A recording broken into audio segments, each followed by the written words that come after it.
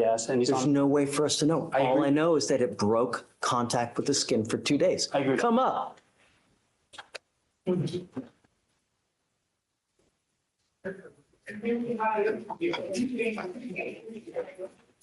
I appreciate your tenacity, Mr. Leeper, but he has a DWI. He's got an FSRA where we have a dead body. He's not one violation. We're now working on our second to third violation, and now you're putting something, or I don't even know, but all I know is that the device lost contact with your leg for 2 days. That is unacceptable. When you have issues with a monitor, you bring it to your lawyer's attention, you come to court and you say, look, this is what's happening. You don't put something in there in hopes that we're not going to notice. And now you tell your lawyer after the fact. I'm sorry, Mr. Lee, but what choice do I have but to revoke his bond again? You know, I know that it's upsetting, but no, I have a very serious case with you. You've been ordered not, you know that there is no tolerance in this case. Yet, you lost contact for 2 days. I'm revoking your bond. Go to jail. Sorry. Mr. Leeper, I mean, I don't know. Judge, you know, I'm not getting through. Well, this is the other side of it too. He can't switch legs. He's got a GPS on his other one. You know, he should have, I agree with you, this court, I agree with it, but something's good. We're gonna have to change something, or even move him to like a full-time portable blow, because it's not an alcohol issue, Judge. And, you know, he obviously made a mistake. I don't know that, right? Until you come here and tell me, I don't know. The only thing I know is we have a DWI, we've got an FSRA, we've got a dead body, and I've got multiple violations. And now you're hiding, you're doing something 2 days that I don't know about. You know what the proper procedure is when there's an issue, and you're just not doing it. You do what you want to do. That's not the way it works. And now you go to jail. Goes with you. I'm sorry, Mr. Leeper. I can't continue to justify it. Fine, Judge. He does bond out. We'll craft a different solution. I'm all ears, but I'm not going to let him continue to subvert.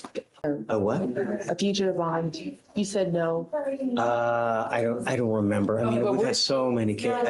I'm on, but we're going to reapproach. I'm happy to hear. So the only place, but I do have a question though. So if I have a client that has a fugitive warrant, the other court controls their court date, or does this court? No. So is he on docket today? No. So what happens if someone has an open case elsewhere? Okay. And they've not made bond on that case? Okay. This fugitive case is put on hold. It's told until they either make bond on the case upstairs or they dispose of it somehow. They plead or it gets dismissed. Wow. Then if they have waived here, the 14 days starts running.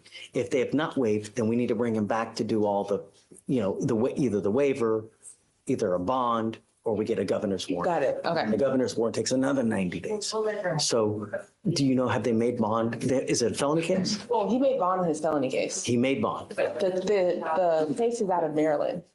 Right, but He made a bond on his, yeah. Did he refuse here? No.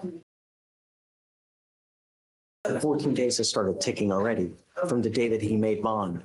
So if it's been like a week, he probably has some time under his belt. I don't know. Okay. But It's back on your docket next week. okay. So we'll just If you want to move it up, Okay. you can, but we got to let Day know, Mr. Kim, Day? Kim? Oh, yeah, I do. Let him know. Okay. Rope him in, and then I'll do whatever you want to do. If you want to do it again, we can do it again, but I mean, no promises, right? Thank you so much. Thank you. Sure. Judge, this is Mr. Pierre Alexander. Mr. Alexander? Oh, yes, Judge. Okay. Good morning, Mr. Alexander. We're in front of you today on a evading case, Judge. I want to see if you hear PC on this one. Okay. Oh, he has a fugitive case too. Yes, that was appointed previously on the fugitive. It's out of Mississippi, but he's got an evading, which we're dealing with today. Okay, and the bird, he's got an open bird habitation. Yeah. Okay, all right, so Mr. Alexander, you're charged with evading arrest or detention. You're facing up to a year in jail and or a $4,000 fine. We're going to do probable cause. You have the right to remain silent. Anything you say can and will be used against you. You have the right to have an attorney present. If you cannot afford one, one will be appointed to you, sir. Yes, sir. Okay.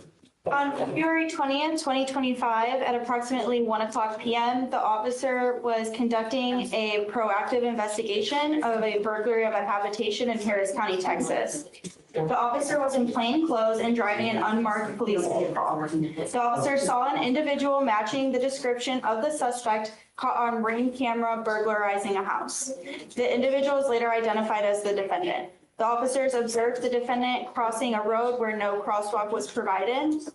And then the plainclothes officer advised a marked police unit to stop the defendant and ID him for the traffic violation. The officer approached the defendant in the marked police vehicle with emergency lights activated. The defendant noticed the officer and began to run through an apartment complex. The officer drove into the apartment complex and the officer in plain clothes drove into the apartment complex and he was able to cut off the defendant and apprehend him. The defendant evaded for approximately 300 He didn't yards. tell him to stop? So, but he was. No, we don't work on hunches, right? You can't assume anything. I'm not, Judge. I'm saying that he saw the emergency lights were activated and he ran away from the police officer. Did he tell him to stop? No, Judge. Yeah, no problem cause. Thank you, Judge. Of course. We'll talk right now.